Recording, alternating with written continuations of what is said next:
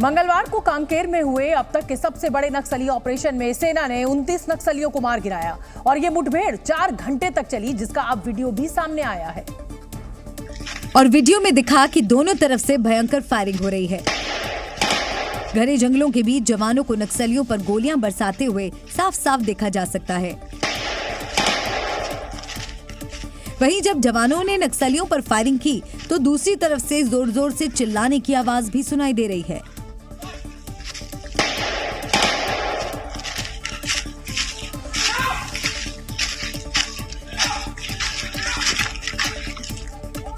Video में गोलीबारी के बाद डीआरजी और बीएसएफ के जवान पूरी सतर्कता के साथ नक्सलियों की तरफ आगे बढ़ते दिखाई दिए।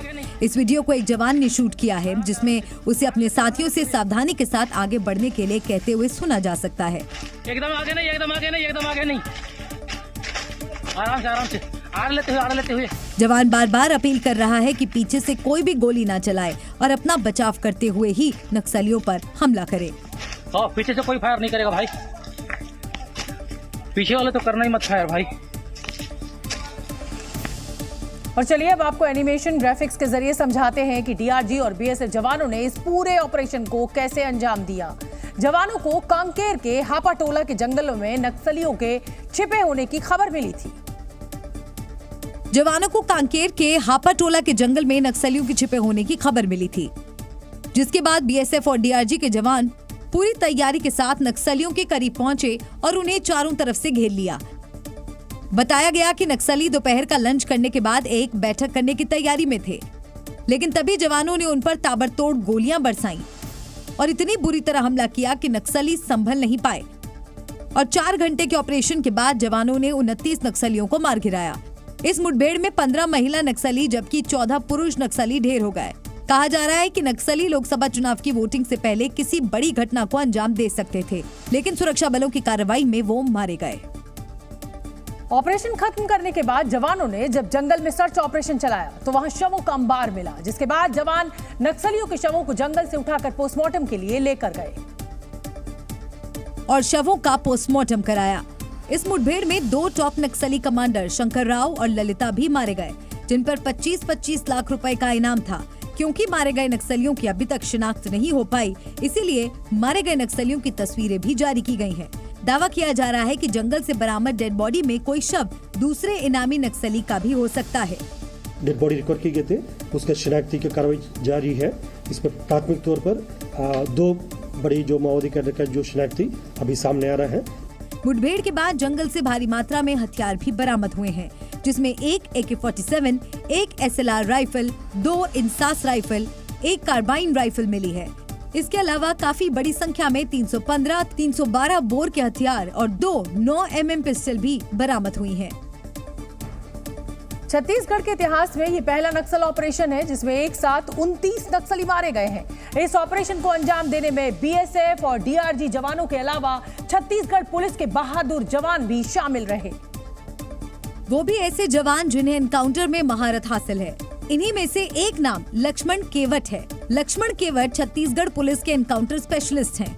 लक्ष्मण केवट छत्तीसगढ़ पुलिस में टीआई हैं और अब तक 42 नक्सलियों को ढेर कर चुके हैं। उनकी बहादुरी का अंदाजा आप इसी बात से लगा सकते हैं कि लक्ष्मण केवट प्रदेश के इकलौते ऐसे अफसर हैं जिन्हें सबसे ज्यादा 6 बार राष्ट्रपति वीरता पुरस्कार से सम्मानित किया जा चुका है। और इसीलिए जब उन्होंने एक बार फिर अपनी बहादुरी दिखाई तो छत्तीसगढ़ के मुख्यमंत्री विष्णुदेव साय उनकी तारीफ करते नहीं थके। उप मुख्यमंत्री विजय शर्मा ने तो उन्हें फोन भी लगा दिया और पूरे ऑपरेशन की उनसे जानकारी ली। आपके जवानों के भुजाओं की ताकत से सब संभव हो सका है। काल बेटला मुझे याद आया कल 20 अप्रैल का महीना था 2010 का, 76 जवान शहीद हुए थे उसमें, वो दिन याद आ गया। बधाइयाँ, हृदय से बधाइयाँ आपको, हृदय से बधाइयाँ। मैं जिंदगी भर खड़े रहूंगा आपके लिए, कोई भी विषय हो मेरे लायक जरूर बताएं। बहुत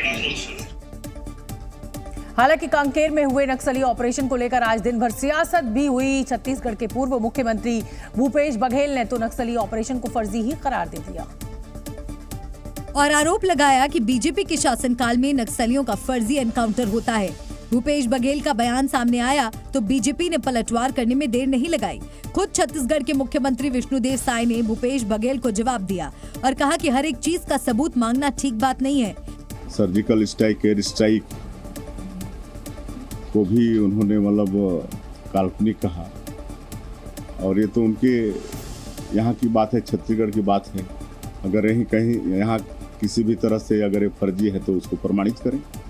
विवाद बढ़ा तो पूर्व सीएम भूपेश बघेल बैकफुट पर आ गए और वो जवानों के शौर्य की तारीफ करते दिखे।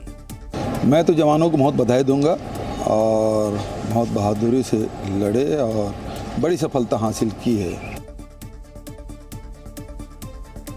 वहीं केंद्रीय गृह मंत्री अमित शाह ने भी नक्सल ऑपरेशन में शामिल रहे जवानों की तारीफ की। उन्होंने कहा कि नक्सलवाद खत्म होने तक ऑपरेशंस जारी रहेंगे। अमित शाह ने नक्सलियों को 2 टूक चेतावनी दी कि वो मुख्य धारा में लौट आएं, नहीं तो किसी को बख्शा नहीं जाएगा।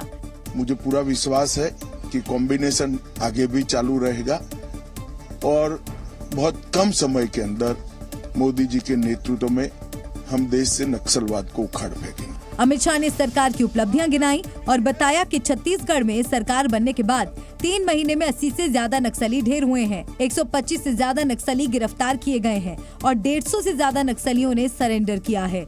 गृह मंत्री ने कहा कि ऑपरेशन नक्सलियों के पूरी तरह सफाया हो जाने तक चलता रहेगा। जी न्यूज़।